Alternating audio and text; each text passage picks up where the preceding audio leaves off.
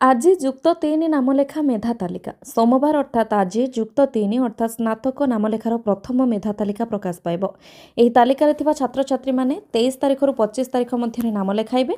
चयन होइतिबा छात्र छात्री नामलेखा तथ्य अपडेट पर बड़का सीट्रे नामलेखा पाई द्वितीय मेधा तालिका जुलाई 2 तारिख में प्रकाश पाइब। राज्य में 1053टी शिक्षानुष्ठान नामलेखा हेब। एथिपाई मोट 2,87,327टी सीट रही। समुदाय 2,37,200 जन आवेदन करिसेंति। परवर्ती खबर तमिलनाडु चिंगुड़ी कारखाना गैस लीक 2 ओडिया महिला मृत्यु। तमिलनाडुर तिरुभालुर जिलार पेरियापालायम निकटरे थिबा एक बेसरकारी सामुद्रिक खाद्य प्रक्रियाकरण कारखाना आमोनिया गैस लीक हेबा जोगु 7 जन श्रमिकंकर मृत्यु होइछे।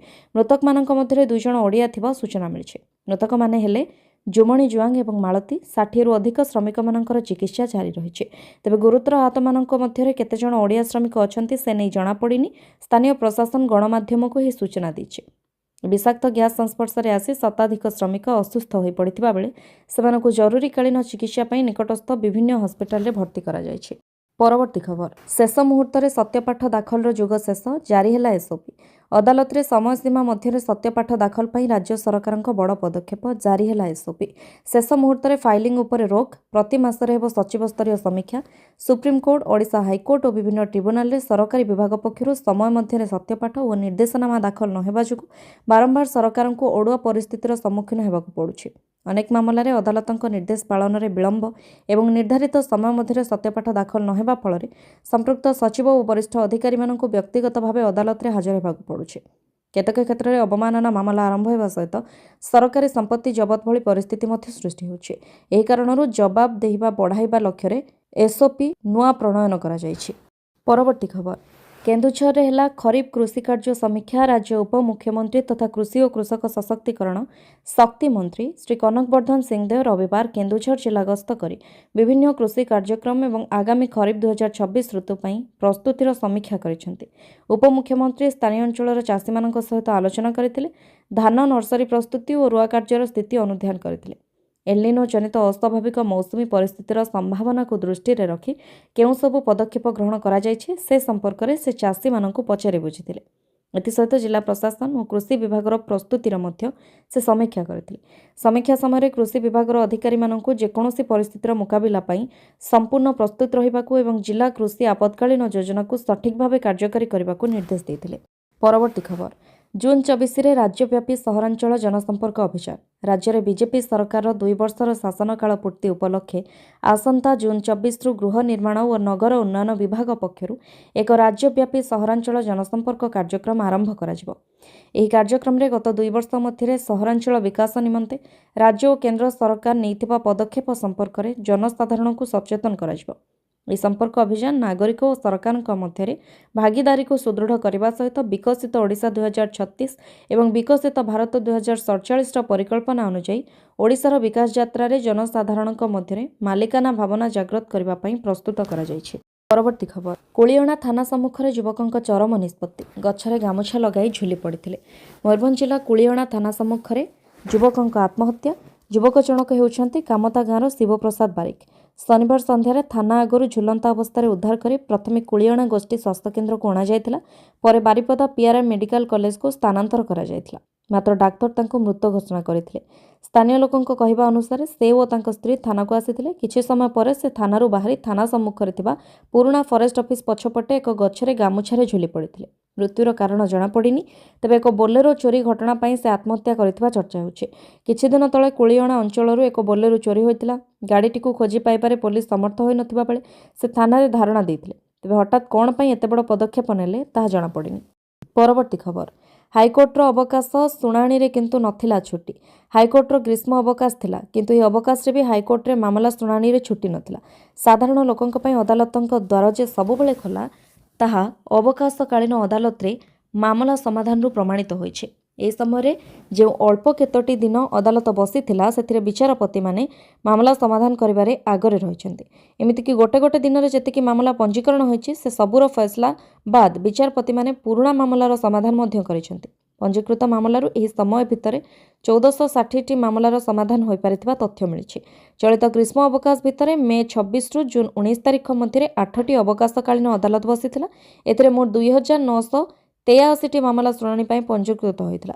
ଏଥିରୁ 1460ଟି ମାମଲାର ସମାଧାନ ହୋଇଛି। ପରବର୍ତ୍ତୀ ଖବର, ଶ୍ରୀମନ୍ଦିର ଭିତରୁ ଧରାପଡ଼ିଲେ ଫେକ୍ ଆର୍ମି ଅଫିସର। ଶ୍ରୀମନ୍ଦିର ସୁରକ୍ଷାକୁ ନେଇ ଉଠିଲା ପ୍ରଶ୍ନବାଚୀ। ଦଲାଲଙ୍କ ପରେ ମନ୍ଦିର ଭିତରୁ ଧରାପଡ଼ିଲେ ଫେକ୍ ଆର୍ମି ଅଫିସର। ନିଜକୁ ଆର୍ମି ଅଫିସରର ପରିଚୟ ଦେଇ ଶ୍ରୀମନ୍ଦିର ଭିତରକୁ ପ୍ରବେଶ କରୁଥିଲେ। ତେବେ ଏହି ବ୍ୟକ୍ତିଙ୍କୁ କାବୁ କରିଛି ଏନ୍ଫୋର୍ସମେଣ୍ଟ ସ୍କ୍ୱାଡ୍। ଯୁବକ ଜଣକ ହିନ୍ଦୀରେ କଥା ହେଉଥିବା ବେଳେ ରାଜସ୍ଥାନର ହୋଇଥିବା ଜଣାପଡ଼ିଛି। କାନ୍ଧରେ ଅଶୋକ ସ୍ତମ୍ଭ ଥିବା ଆର୍ମି ପୋଷାକ ପିନ୍ଧି ମନ୍ଦିର ଭିତରକୁ ପ୍ରବେଶ କରିଥିଲେ। ସନ୍ଦିଗ୍ଧ ବ୍ୟକ୍ତିଙ୍କୁ ସିଂହଦ୍ୱାର ଥାନା ପୁଲିସ ଅଟକ ରଖି ପଚରା ଉଚରା କରୁଛି। କହି ରଖୁଛୁ କି ରବିବାର ସକାଳେ ଜଣେ ଦଲାଲକୁ ଧରିଛନ୍ତି ସେବାୟତ। ଧରାପଡ଼ିଥିବା ଯୁବକ ଜଣକ ହେଲେ ଓମପ୍ରକାଶ ପାଣି। ତାଙ୍କ ମାଆ ଜଣେ ହୋମଗାର୍ଡ ହୋଇଥିବା ବେଳେ ସେ ଦଲାଲ। ପୁରୀ ଶ୍ରୀମନ୍ଦିରକୁ ପ୍ରତିଦିନ ହଜାର ହଜାର ଭକ୍ତ ଆସୁଥିବା ବେଳେ ଭିଆଇପି ଦର୍ଶନ ନାଁରେ ଦଲାଲମାନେ ଭକ୍ତଙ୍କୁ ଶୋଷଣ କରୁଛନ୍ତି। ଖବର ପ୍ରସାରଣ ପରେ 13 ଜଣ ଗିରଫ ହେଲେଣି। ଆଉ ଏବେ ଫେକ୍ ଆର୍ମି ଅଫିସରକୁ ଧରାଯାଇଛି। ପରବର୍ତ୍ତୀ ଖବର, ଜଟଣୀରେ ଚାରିଆଡ଼େ ମାଡ଼ିଗଲାଣି ଧଳାଜହର। ସ୍ଥାନୀୟ ଥାନା ଅଞ୍ଚଳରେ ଜୋରଦାର ଚାଲିଛି ବ୍ରାଉନ୍ ସୁଗର କାରବାର। ସହରରୁ ଗ୍ରାମାଞ୍ଚଳ ଚାରିଆଡ଼େ ମାଡ଼ିଗଲାଣି ଏହି ଧଳାଜହର। ଏହାକୁ ନେଇ ସ୍ଥାନୀୟ ଜନସାଧାରଣଙ୍କ ମଧ୍ୟରେ ଅସନ୍ତୋଷ ପ୍ରକାଶ ପାଇଛି। ନିଶାଡିଙ୍କ ଉତ୍ପାତରେ ଲୋକେ ଅତିଷ୍ଠ ହୋଇପଡ଼ିଲେଣି। ଥାନାକୁ ଜଣାଇଲେ ମଧ୍ୟ ନିଶା ବେପାରୀ କିମ୍ବା ନିଶାଡିଙ୍କ ବିରୁଦ୍ଧରେ କୌଣସି ପଦକ୍ଷେପ ଗ୍ରହଣ କରାଯାଉନି। ତେଣୁ ସାମାଜିକ ପରିବେଶ ନଷ୍ଟ ହେବାକୁ ବସିଲାଣି। ଏନେଇ ଚିନ୍ତା ପ୍ରକଟ କରିବା ସହିତ ସ୍ଥାନୀୟ ଖୁଦୁପୁର ଗ୍ରାମବାସୀ ଥାନାର ଦ୍ୱାରସ୍ଥ ହୋଇ ନିଶା କାରବାର ବନ୍ଦ କରିବାକୁ ଦାବି କରିଛନ୍ତି। ନିଶା ବେପାରୀ ଓ ନିଶାଡିଙ୍କ ଉତ୍ପାତରେ ସନ୍ଧ୍ୟା ପରେ ଗ୍ରାମର ମହିଳାମାନେ ବାହାରକୁ ବାହାରିବାକୁ ଭୟ କରୁଥିବା ସେମାନେ କହିଛନ୍ତି। ରାସ୍ତାରେ ଯାତାୟାତ କରୁଥିବା ଲୋକଙ୍କୁ ନିଶାଡିମାନେ ଦୁର୍ବ୍ୟବହାର ପ୍ରଦର୍ଶନ କରୁଛନ୍ତି। ନିଶା କାରବାର ଚାଲିବା ଦ୍ୱାରା ଗାଁ ଛକରେ ଅସାମାଜିକ ଯୁବକମାନଙ୍କ ଆଡ୍ଡା ଜମୁଛି। ସେମାନେ ଝିଅ ବୋହୂଙ୍କୁ ବାଟଘାଟରେ କମେଣ୍ଟ ମାରୁଛନ୍ତି। ବିରୋଧ କଲେ ନିଶା ବେପାରୀ ଧମକ ଦେଉଛନ୍ତି। ତେଣୁ ନିଶା ବେପାରୀଙ୍କ ବିରୁଦ୍ଧରେ ଦୃଢ଼ କାର୍ଯ୍ୟାନୁଷ୍ଠାନ ଗ୍ରହଣ କରିବାକୁ ଗ୍ରାମବାସୀ ଦାବିପତ୍ର ଦେଇଛନ୍ତି। ପରବର୍ତ୍ତୀ ଖବର, ମହାପ୍ରଭୁଙ୍କ ବ୍ୟାଙ୍କ ଜମା 1100 କୋଟି ଟଙ୍କା। 1100 କୋଟି ଟପିଲା ମହାପ୍ରଭୁ ଶ୍ରୀ ଜଗନ୍ନାଥଙ୍କ ବ୍ୟାଙ୍କ ଜମା। ଏହି ଜମା ଉପରେ ବାର୍ଷିକ 7% ସୁଧ ହିସାବ କଲେ ଏହା 77 କୋଟି ଟପିବ। ଦିନକୁ ସୁଧର ପରିମାଣ ହିସାବ କଲେ ଏହି ଜମାରୁ 21 ଲକ୍ଷ ଟଙ୍କା ଏବଂ ମାସିକ 6 କୋଟିରୁ ଅଧିକ ଟଙ୍କା ସୁଧ ମିଳୁଛି। ଶ୍ରୀମନ୍ଦିର ପ୍ରଶାସନ ଏବେ ପ୍ରାୟ 7ଟି ଜାତୀୟ ବ୍ୟାଙ୍କରେ ମହାପ୍ରଭୁଙ୍କ ନାମରେ ଦାନ ପାଣ୍ଠି ଅଛି। ଭକ୍ତମାନଙ୍କ ସୂତ୍ରରୁ ବିପୁଳ ଦାନ ମିଳୁଥିଲେ ମଧ୍ୟ ସେମାନଙ୍କ ନିମନ୍ତେ ଶ୍ରୀମନ୍ଦିର ଭିତର କିମ୍ବା ବାହାରେ ପ୍ରଶାସନ ପର୍ଯ୍ୟାପ୍ତ ମୌଳିକ ସୁବିଧା କରିପାରୁନାହିଁ। ପରବର୍ତ୍ତୀ ଖବର, କୁଳିଅଣା ଥାନା ସମ୍ମୁଖରେ ଆତ୍ମହତ୍ୟା ଘଟଣା, ନ୍ୟାୟ ଦାବିରେ ଜାତୀୟ ରାଜପଥ ଅବରୋଧ। ମୟୂରଭଞ୍ଜ ଜିଲ୍ଲା କୁଳିଅଣା ଥାନା ସମ୍ମୁଖରେ ଆତ୍ମହତ୍ୟା ଘଟଣାର ନୂଆ ମୋଡ଼। ବ୍ୟବଚ୍ଛେଦ ପରେ ମୃତଦେହ ରଖି 18 ନମ୍ବର ଜାତୀୟ ରାଜପଥ ଅବରୋଧ କଲେ ଗ୍ରାମବାସୀ।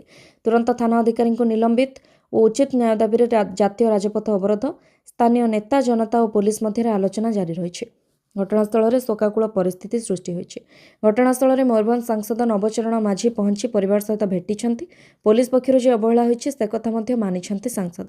ତେଣୁ ନିରପେକ୍ଷ ତଦନ୍ତ ସହିତ ସମ୍ପୃକ୍ତ ଥାନା ଅଧିକାରୀଙ୍କ ବିରୁଦ୍ଧରେ କଠୋର କାର୍ଯ୍ୟାନୁଷ୍ଠାନ ଓ ପରିବାରକୁ ଆର୍ଥିକ ସହାୟତା ସହିତ ଜଣକୁ ନିଯୁକ୍ତି ଦେବା ଲାଗି ସେ ପଦକ୍ଷେପ ନେବେ ବୋଲି ପ୍ରତିଶ୍ରୁତି ଦେଇଛନ୍ତି। ଆଲୋଚନା ପରେ ଦାବି ପୂରଣର ପ୍ରତିଶ୍ରୁତି ପାଇବା ପରେ ହଟିଲା ରାଜପଥ ଅବରୋଧ। ମୃତକଙ୍କ ପରିବାରକୁ ଆର୍ଥିକ ସହାୟତା, ପରିବାରରୁ ଜଣକୁ ନିଯୁକ୍ତି ସହିତ ତଦନ୍ତରେ ଦୋଷୀ ହେଲେ ଥାନା ଅଧିକାରୀଙ୍କ ବିରୁଦ୍ଧରେ କଠୋର କାର୍ଯ୍ୟାନୁଷ୍ଠାନ ନିଆଯିବ ବୋଲି କହିଛନ୍ତି ମୟୂରଭଞ୍ଜ ସାଂସଦ। ପରବର୍ତ୍ତୀ ଖବର, ନିଶାଖୋର ପୁଅ ପାଇଁ ଆତ୍ମହତ୍ୟା କଲେ ବାପା ମା। ଗତକାଲି ଥିଲା ୱାର୍ଲଡ ଫାଦର୍ସ ଡେ। ତେବେ ଏଭଳି ଏକ ଦିବସରେ ପୁରୀରୁ ଆସିଛି ଦୁଃଖଦ ଖବର। ପୁରୀ ତାଳବଣିଆ ଥାନା ଅନ୍ତର୍ଗତ ସେନାପତି ବଗିଚାରେ ରହୁଥିବା ଅନାମ ମିଶ୍ର ଏବଂ ସଙ୍ଗୀତା ମିଶ୍ର ଉଭୟ ଦମ୍ପତି ନିଜ ପୁଅ ସହିତ ଦୀର୍ଘଦିନର ମତାନ୍ତର ଯୋଗୁଁ ମାନସିକ ଭାରସାମ୍ୟ ହରାଇ ଆତ୍ମହତ୍ୟା କରିଥିବା ଅଭିଯୋଗ ହୋଇଛି, ଯାହାକୁ ନେଇ ଏବେ ପୁରୀ ସହରରେ ଶୋକର ଛାୟା ଖେଳିଯାଇଛି। ମୃତକ ପୁରୀ ସେନାପତି ବଗିଚାର ବାସିନ୍ଦା ଅନାମ ମିଶ୍ର ଏବଂ ସଙ୍ଗୀତା ମିଶ୍ରଙ୍କ ପୁଅ ଅନୁସଞ୍ଜିତ ମିଶ୍ରଙ୍କ ସହିତ କିଛି ଦିନ ହେବ କିଛି କଥାକୁ ନେଇ ଲାଗି ରହିଥିଲା ମତାନ୍ତର।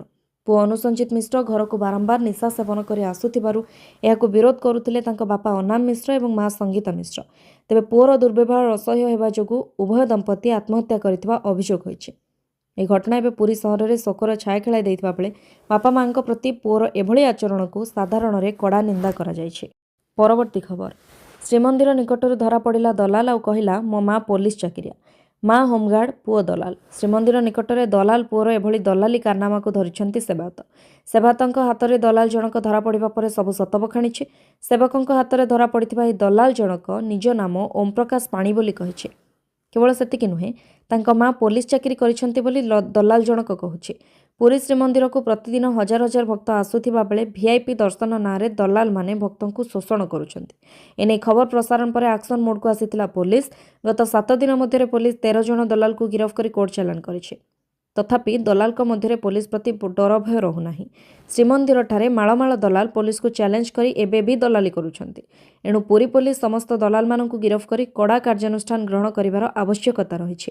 ତେବେ ଖୋଦ୍ ପୋଲିସର ପୁଅ ଯଦି ଦଲାଲ ସାଜି ଭକ୍ତଙ୍କୁ ଲୁଟୁଛି ତେବେ ପୁରୀ ଏସ୍ପି ଏହା ଉପରେ କ'ଣ କାର୍ଯ୍ୟାନୁଷ୍ଠାନ ଗ୍ରହଣ କରିବେ ତାକୁ ନେଇ ଏବେ ପ୍ରଶ୍ନ ଉଠିଛି। ପରବର୍ତ୍ତୀ ଖବର, ବଦଳିଲା ଦିବ୍ୟାଙ୍ଗ ବିବାହ ପ୍ରୋତ୍ସାହନ ଯୋଜନା ନିୟମ, 3 ବର୍ଷର ଲକ୍-ଇନ୍ ବ୍ୟବସ୍ଥା ଜାରି। ଦିବ୍ୟାଙ୍ଗ ବ୍ୟକ୍ତିଙ୍କ ସହିତ ବିବାହକୁ ପ୍ରୋତ୍ସାହନ ଦେବା ପାଇଁ ଚାଲିଥିବା ବିବାହ ପ୍ରୋତ୍ସାହନ ଯୋଜନାର ନିୟମକୁ ଆହୁରି କଡ଼ା କରିଛନ୍ତି ରାଜ୍ୟ ସରକାର। ସାମାଜିକ ସୁରକ୍ଷା ଓ ଦିବ୍ୟାଙ୍ଗ ସଶକ୍ତିକରଣ ବିଭାଗ ପକ୍ଷରୁ ଜାରି ହୋଇଥିବା ନୂତନ ନିର୍ଦ୍ଦେଶାବଳୀରେ ପ୍ରୋତ୍ସାହନ ରାଶି ଉଠାଣ ସମ୍ପର୍କିତ ଲକ୍-ଇନ୍ ବ୍ୟବସ୍ଥାରେ ଗୁରୁତ୍ୱପୂର୍ଣ୍ଣ ପରିବର୍ତ୍ତନ କରାଯାଇଛି। ଏପର୍ଯ୍ୟନ୍ତ ପ୍ରଚଳିତ ନିୟମ ଅନୁସାରେ ହିତାଧିକାରୀ ଦମ୍ପତି ବିବାହ ପ୍ରୋତ୍ସାହନ ରାଶିର 10% ଅଂଶ 6 ମାସ ପରେ ଉଠାଣ କରିପାରୁଥିଲେ, ଦ୍ୱିତୀୟ ବର୍ଷରେ ଆଉ 10% ଏବଂ ତୃତୀୟ ବର୍ଷରେ ଅବଶିଷ୍ଟ 80% ଅର୍ଥ ମିଳୁଥିଲା। କିନ୍ତୁ ନୂଆ ନିର୍ଦ୍ଦେଶାବଳୀରେ ପ୍ରଥମ କିସ୍ତି ପାଇବାର ସମୟସୀମାକୁ 6 ମାସରୁ ବଢ଼ାଇ 1 ବର୍ଷ କରାଯାଇଛି। ଏବେ ହିତାଧିକାରୀମାନେ ବିବାହର 1 ବର୍ଷ ପୂରଣ ପରେ ମାତ୍ର 10% ଅର୍ଥ ଉଠାଣ କରିପାରିବେ, ଦ୍ୱିତୀୟ ବର୍ଷ ଶେଷରେ ଆଉ 10% ଏବଂ ତୃତୀୟ ବର୍ଷ ଶେଷରେ ଅବଶିଷ୍ଟ 80% ଅର୍ଥ ପାଇବେ। ଅର୍ଥାତ୍ ଯୋଜନାରେ 3 ବର୍ଷର ଲକ୍-ଇନ୍ ବ୍ୟବସ୍ଥା ପୂର୍ବ ଭଳି ଜାରି ରହିଥିଲେ ମଧ୍ୟ ପ୍ରଥମ କିସ୍ତି ଉଠାଣକୁ ନେଇ ସରକାର ଅଧିକ କଡ଼ା ଆଭିମୁଖ୍ୟ ଗ୍ରହଣ କରିଛନ୍ତି। ନୂଆ ନିୟମ ଅନୁସାରେ ପ୍ରୋତ୍ସାହନ ରାଶି ପାଇବା ପରେ 5 ବର୍ଷ ମଧ୍ୟରେ ଯଦି ବିବାହ ବିଚ୍ଛେଦ ହୁଏ ତେବେ ଅବଶିଷ୍ଟ ଲକ୍-ଇନ୍ ଅର୍ଥ ବାତିଲ ହୋଇଯିବ। ପରବର୍ତ୍ତୀ ଖବର, ଦୁର୍ଘଟଣାରେ ଭାଙ୍ଗିଥିଲା 9 ପଞ୍ଜାର ହାଡ଼, ତଥାପି ଦେଲେ ନିଟ୍ ପରୀକ୍ଷା। ନିଟ୍ ପେପର ଲିକ୍ ପରେ ଜୁନ୍ 21ରେ ପୁନଃ ନିଟ୍ ପରୀକ୍ଷା ହୋଇଛି। 22 ଲକ୍ଷରୁ ଅଧିକ ଛାତ୍ରୀ ପରୀକ୍ଷା ଦେଇଛନ୍ତି। ଏହାରି ଭିତରେ ଜଣେ ଛାତ୍ରୀଙ୍କ କାହାଣୀ ସାମ୍ନାକୁ ଆସିଛି। ଛାତ୍ରୀ ଜଣକ ବଡ଼ ଦୁର୍ଘଟଣାର ଶିକାର ହେବା ପରେ ବି ହାର ନ ମାନି ନିଟ୍ ପରୀକ୍ଷା ଦେବାକୁ ଆସିଥିଲେ। କେନ୍ଦ୍ର ଶିକ୍ଷାମନ୍ତ୍ରୀ ଧର୍ମେନ୍ଦ୍ର ପ୍ରଧାନ ନିଜେ ଏହି ଛାତ୍ରୀଙ୍କ ନିବେଦନକୁ ଗ୍ରହଣ କରିଥିଲେ ଏବଂ ଛାତ୍ରୀଙ୍କ ପାଇଁ ପରୀକ୍ଷା କେନ୍ଦ୍ରରେ ଅଲଗା ରୁମ୍ର ବ୍ୟବସ୍ଥା କରିଥିଲେ। ଦୁର୍ଘଟଣାରେ ଶରୀରର 9 ପଞ୍ଜାର ଭାଙ୍ଗିବା ପରେ ବି ସୃଷ୍ଟି ଦୁବେ ପରୀକ୍ଷା ଦେବା ପାଇଁ ନିଷ୍ପତ୍ତି ନେଇଥିଲେ। ତାଙ୍କର ଏହି ନିଷ୍ପତ୍ତିରେ ପ୍ରଶାସନ ମଧ୍ୟ ପୂର୍ଣ୍ଣ ସହଯୋଗ କରିଥିଲା। ଘଟଣାଟି କୋଲକାତାର ଧାକୁରିଆ କେନ୍ଦ୍ରରେ ଘଟିଛି। ବିନୋଦିନୀ ବାଳିକା ଉଚ୍ଚ ବିଦ୍ୟାଳୟରେ ଏହି ଦୃଶ୍ୟ ସମସ୍ତଙ୍କୁ ଆଶ୍ଚର୍ଯ୍ୟ କରିଦେଇଥିଲା। ପରବର୍ତ୍ତୀ ଖବର, 45 ମିନିଟ୍ ପାଇଁ ଏୟାରପୋର୍ଟରେ ଅଟକିଲେ ପିଏମ୍ ମୋଦି। ରବିବାର ଦେଶର ଲକ୍ଷ ଲକ୍ଷ ଛାତ୍ରଛାତ୍ରୀ ପୁଣି ଥରେ ନିଟ୍ ୟୁଜି 2026 ପରୀକ୍ଷା ଦେଇଛନ୍ତି। କଡ଼ା ସୁରକ୍ଷା ମଧ୍ୟରେ ପରୀକ୍ଷା ଆୟୋଜନ କରାଯାଇଥିବା ବେଳେ ବିଭିନ୍ନ ପରୀକ୍ଷା କେନ୍ଦ୍ରକୁ ସିସିଟିଭି ଦ୍ୱାରା ନଜର ରଖାଯାଇଛି। ଏହାରି ମଧ୍ୟରେ ପିଏମ୍ ନରେନ୍ଦ୍ର ମୋଦିଙ୍କ ଏକ ପଦକ୍ଷେପକୁ ନେଇ ଚର୍ଚ୍ଚା ହେଉଛି। ପଶ୍ଚିମବଙ୍ଗ ଗସ୍ତରୁ ଫେରିବା ପରେ ପ୍ରଧାନମନ୍ତ୍ରୀ ଦ୍ୱିପହର 1:15ରେ ଦିଲ୍ଲୀ ପହଞ୍ଚିଥିଲେ। ଏହାପରେ ସେଠାରୁ ସେ ନିଜ ବାସଭବନ ଯାଇଥାନ୍ତେ, ମାତ୍ର ନିଟ୍ ପରୀକ୍ଷାର୍ଥୀଙ୍କ ପାଇଁ ସେ ଏୟାରପୋର୍ଟରେ ହିଁ ଅଟକିଥିଲେ। କୁହାଯାଉଛି ଯେ ପ୍ରଧାନମନ୍ତ୍ରୀଙ୍କ କାରକେଡ୍ ଯୋଗୁଁ ପରୀକ୍ଷା କେନ୍ଦ୍ରକୁ ଯାଉଥିବା ଆଶାୟୀଙ୍କୁ ଯେପରି କୌଣସି ପ୍ରକାରର ଟ୍ରାଫିକ୍ ଜାମ୍ର ଅସୁବିଧା ନ ହେବ ସେଥିପାଇଁ ପ୍ରଧାନମନ୍ତ୍ରୀ ଦିନ 2ଟା ପର୍ଯ୍ୟନ୍ତ ଏୟାରପୋର୍ଟରେ ରହିଥିଲେ ଓ ଦିନ 2ଟାରେ ପରୀକ୍ଷା ଆରମ୍ଭ ହେବା ପରେ ପିଏମ୍ ମୋଦି ନିଜ ବାସଭବନକୁ ଯାଇଥିଲେ। ପରବର୍ତ୍ତୀ ଖବର, ନୌସେନାରେ ସାମିଲ ହେଲା ସ୍ୱଦେଶୀ ଜ୍ଞାନକୌଶଳରେ ନିର୍ମିତ 3 ନୂଆ ଯୁଦ୍ଧଜାହାଜ ଦୁନାଗିରି ସଂଶୋଧକ ଅଗ୍ରୟ। ଗତକାଲି ପ୍ରଧାନମନ୍ତ୍ରୀ ନରେନ୍ଦ୍ର ମୋଦି କୋଲକାତାର ଶ୍ୟାମାପ୍ରସାଦ ମୁଖାର୍ଜୀ ବନ୍ଦରରେ 3ଟି ସମ୍ପୂର୍ଣ୍ଣ ସ୍ୱଦେଶୀ ଜ୍ଞାନକୌଶଳରେ ନିର୍ମିତ ଯୁଦ୍ଧଜାହାଜକୁ ନୌସେନାରେ ସାମିଲ କରିଛନ୍ତି। ଏହି 3ଟି ଯୁଦ୍ଧଜାହାଜ ଯଥାକ୍ରମେ ଦୁନାଗିରି, ସଂଶୋଧକ ଏବଂ ଅଗ୍ରୟ ଭାରତର ବଢ଼ୁଥିବା ସାମୁଦ୍ରିକ ଶକ୍ତି ଏବଂ ପ୍ରତିରକ୍ଷା କ୍ଷେତ୍ରରେ ଆତ୍ମନିର୍ଭରଶୀଳତାକୁ ଦର୍ଶାଉଛି। ଏହି ଯୁଦ୍ଧଜାହାଜଗୁଡ଼ିକ ସାମୁଦ୍ରିକ ଯୁଦ୍ଧ, ହାଇଡ୍ରୋଗ୍ରାଫିକ୍ ସର୍ଭେ ଏବଂ ବୁଡ଼ାଜାହାଜ ବିରୋଧୀ ଅପରେସନ୍ ପାଇଁ ସ୍ୱତନ୍ତ୍ର ଭାବେ ନିର୍ମାଣ କରାଯାଇଛି। ଏହି ଲୋକାର୍ପଣ ଉତ୍ସବରେ ପ୍ରଧାନମନ୍ତ୍ରୀ ଦେଶର ଆତ୍ମନିର୍ଭରଶୀଳତା ଉପରେ ଜୋର ଦେଇ କହିଥିଲେ ଯେ ଭାରତୀୟ ସେନା ଏବେ କେବଳ ବିଶ୍ୱ ବଜାରରୁ ଅସ୍ତ୍ରଶସ୍ତ୍ର କିଣିବା ଉପରେ ନିର୍ଭର କରିବ ନାହିଁ। ଏହି 3ଟି ଜାହାଜ ଭାରତର 3ଟି ଗୁରୁତ୍ୱପୂର୍ଣ୍ଣ ସଂକଳ୍ପର ପ୍ରତୀକ। ଏଗୁଡ଼ିକ ଭାରତରେ ଡିଜାଇନ୍ ହୋଇଛି ଏବଂ ଭାରତରେ ହିଁ ନିର୍ମାଣ କରାଯାଇଛି। ଏହା ହେଉଛି ଆମ ଇଞ୍ଜିନିୟର ଓ ଶ୍ରମିକମାନଙ୍କ ଦକ୍ଷତା ଏବଂ କଠିନ ପରିଶ୍ରମର ଫଳ। ପରବର୍ତ୍ତୀ ଖବର, କଲ୍ୟାଣ ସିଂହପୁର ଭିଡ଼ ହିଂସା ମାମଲା ହେଲା ରେଡ୍ ଫ୍ଲାଗ୍। ରାୟଗଡ଼ା ଜିଲ୍ଲା କଲ୍ୟାଣ ସିଂହପୁରଠାରେ ପିଲା ଚୋରି ସନ୍ଦେହରେ ଘଟିଥିବା ଭିଡ଼ ହିଂସା ଘଟଣାର ଗୁରୁତ୍ୱ ଏବଂ ସମ୍ବେଦନଶୀଳତାକୁ ଦୃଷ୍ଟିରେ ରଖି ରାଜ୍ୟ ପୋଲିସ ଡିଜି ଏହି ମାମଲାକୁ ତୁରନ୍ତ ରେଡ୍ ଫ୍ଲାଗ୍ ଅନ୍ତର୍ଭୁକ୍ତ କରିବା ପାଇଁ ନିର୍ଦ୍ଦେଶ ଦେଇଛନ୍ତି। ଏଥିସହିତ ଏହାର ମନିଟରିଂ ଦାୟିତ୍ୱ କ୍ରାଇମ୍ ଆଗେନ୍ଷ୍ଟ ୱିମେନ୍ ଶାଖାକୁ ପ୍ରଦାନ କରିଛନ୍ତି। ଏଡିଜି ସିଏଡବ୍ଲ୍ୟୁଏସ୍ ସାଇନିଙ୍କ ନେତୃତ୍ୱରେ ଏକ ସ୍ୱତନ୍ତ୍ର ଟିମ୍ ରାୟଗଡ଼ା ଗସ୍ତ କରିବେ। ଆବଶ୍ୟକ ପଡ଼ିଲେ ତଦନ୍ତ ପାଇଁ ଏହି ଟିମ୍ ଦିଲ୍ଲୀ ମଧ୍ୟ ଯାଇପାରେ। ବର୍ତ୍ତମାନ ସୁଦ୍ଧା ଏହି ମାମଲାରେ ମୋଟ 23 ଜଣଙ୍କୁ ଗିରଫ କରାଯାଇଛି। ଭାଇରାଲ ଭିଡ଼ିଓ ଆଧାରରେ ଅନ୍ୟ ସମ୍ପୃକ୍ତ ଲୋକଙ୍କୁ ଚିହ୍ନଟ କରାଯାଉଥିବାରୁ ଆଗକୁ ଗିରଫଦାରୀ ସଂଖ୍ୟା ଆହୁରି ବଢ଼ିବ। ଯେଉଁମାନେ ଘଟଣାର ଭିଡ଼ିଓ ଉତ୍ତୋଳନ କରି ସୋସିଆଲ ମିଡ଼ିଆରେ ଭାଇରାଲ କରିଛନ୍ତି ସେମାନଙ୍କ ବିରୁଦ୍ଧରେ ଆଇଟି ଆକ୍ଟ ବଳରେ କଠୋର କାର୍ଯ୍ୟାନୁଷ୍ଠାନ ଗ୍ରହଣ କରାଯିବ। ଦକ୍ଷିଣ ପୂର୍ବାଞ୍ଚଳ ଡିଆଇଜି ଅଖିଳେଶ୍ୱର ସିଂଙ୍କ ପ୍ରତ୍ୟକ୍ଷ ତତ୍ତ୍ୱାବଧାନରେ ତଦନ୍ତ ଜାରି ରହିଛି। ପରବର୍ତ୍ତୀ ଖବର, ଚଳନ୍ତା ଟ୍ରେନ୍ରେ ପ୍ରସବ, ଯାଆଁଳା ଶିଶୁ ଜନ୍ମ ଦେଲେ ମହିଳା ଯାତ୍ରୀ। ରାଉରକେଲା ଗୁଣପୁର ରାଜାରାଣୀ ଏକ୍ସପ୍ରେସ୍ରେ ଶିଶୁ ପୁତ୍ର ଜନ୍ମ କଲେ ମହିଳା ଯାତ୍ରୀ। ଜେନେରାଲ କୋଚ୍ରେ ଯାତ୍ରା ବେଳେ ପ୍ରସବ ବେଦନା ହୋଇଥିଲା। ଏହାପରେ ରେଲ ମଦଦରେ ଅଭିଯୋଗ ପରେ କଟକ ଷ୍ଟେସନରେ ପହଞ୍ଚିଥିଲା ଆରପିଏଫ୍ ଟିମ୍। ହେଲେ ସେତେବେଳକୁ ଶିଶୁ ଜନ୍ମ ଦେଇସାରିଥିଲେ ମହିଳା। ଆରପିଏଫ୍ କର୍ମଚାରୀ ମହିଳାଙ୍କ ପାଇଁ ଜରୁରୀ ସହାୟତା ବ୍ୟବସ୍ଥା କରିଥିଲେ। ପୁଣି ବେଦନା ହେବାରୁ 108 ଆମ୍ବୁଲାନ୍ସ ଯୋଗେ ଏସ୍ସିବି ପଠାଯାଇଥିଲା। ହସ୍ପିଟାଲ ନେବା ବାଟରେ ଆମ୍ବୁଲାନ୍ସରେ ଦ୍ୱିତୀୟ ଶିଶୁ ଜନ୍ମ ଦେଇଥିଲେ ମହିଳା। ମା ଓ ଉଭୟ ନବଜାତ ସୁସ୍ଥ ଥିବା ସୂଚନା ମିଳିଥିବା ବେଳେ ଆରପିଏଫ୍କୁ ଯାତ୍ରୀମାନେ ପ୍ରଶଂସା କରିଛନ୍ତି। सूचनायोग्य जे अभियोग पाइला परे कटक रेलवे कर्मचारी सतर्क हो पड़ते राजाराणी एक्सप्रेस सकाळ 6:53 समय प्लाटफर्म 3 रे पहुंचवा परे तुरंत प्रसूति को ट्रेन भितर प्लाटफर्म को आनी सेतबेलू प्रसूति गोटे संतान प्रसव कर सारी माइक जोगे ट्रेन रे यात्रा करुवा चिकित्सकों सहायता लोड़ा जाइतिला। संगे संगे स्टेशन रे थिबा जने फार्मासिस्ट प्रसूति निकट को जाई प्राथमिक चिकित्सा देथिले। परवर्ती खबर नाबालिका को असदाचरण कर गिरफ हेले विधायकों ड्राइवर। ट्रेन यात्रा करुवा बेले जड़े नाबालिका असदाचरण घटना लक्ष्मीपुर विधायक पवित्र साउंता ड्राइवर गिरफ होइछन्ति। गिरफ होइतिबा ड्राइवर जनक हेले विकास बाग बयस 24 रायगड़ा जीआरपी थाना अधिकारी विनय कुमार मिंज घटना संपर्क में सूचना दी कहिसेंति गतकाली राति आरपीएफ गोइंदा विभाग जड़े कर्मचारी परिवार सदस्य कोरापुट ठारू हीराखंड ट्रेन रे यात्रा करुथिले। विधायकों ड्राइवर विकास लक्ष्मीपुर ठारे सही ट्रेन रे चढ़ी चलंता ट्रेन रे एसी बगी रे नाबालिका को असदाचरण करते। नाबालिका माँ तांको विरोध करिबारु विकास तांको गालीगोलज करते। एने ट्रेन रे कार्यरत थिबा आरपीएफ पुलिस को अवगत करते। आरपीएफ ड्राइवर विकास को अटक रखा सहित रायगड़ा ठारे जीआरपी पुलिस को हस्तांतर करते।